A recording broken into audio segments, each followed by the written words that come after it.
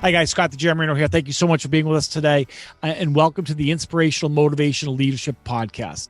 As you know, we love teaching leadership. We think leadership matters. We think that leaders can make a massive difference in people's lives. And what we found is that we've interviewed thousands and thousands of leaders. And by the way, our definition of leaders is broad. Most people think when we're talking about leadership, we're talking about corporate leaders. Think about a manager, a director, vice president, SVP, EVP, all the way up to the C-suite and CEO, right? But leadership is also professors that are trying to lead their students, or teachers, trainers, coaches, keynote speakers, anybody who's essentially looking to influence behavior, especially the younger generation, in my mind, is considered a leader. So today's leaders historically were brought up a certain way. We were trained a certain way, motivated a certain way, inspired a certain way, communicated to a certain way. And our attitude is normally, look, it worked for me.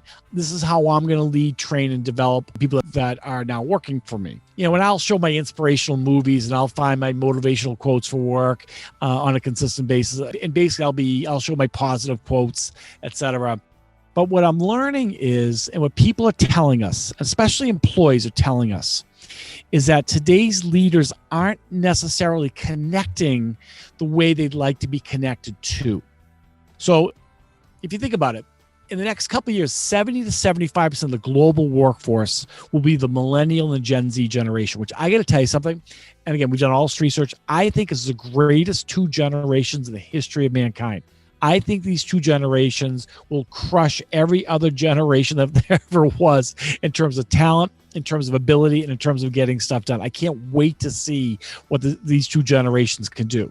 But these generations think differently. They act differently. So, for example, studies are showing that they have shorter attention spans. They love to be entertained while they learn, and they love short video.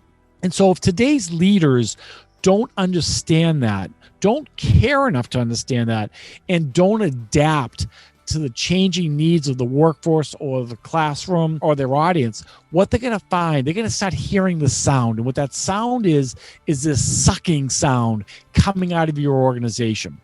Okay, because people are going to check out, they're going to disengage, and ultimately going to quit. And we all know that the cost of recruiting, training, and retaining has never been higher. Again, whether it's in the classroom, whether it's in a college, or whether it's in the workplace.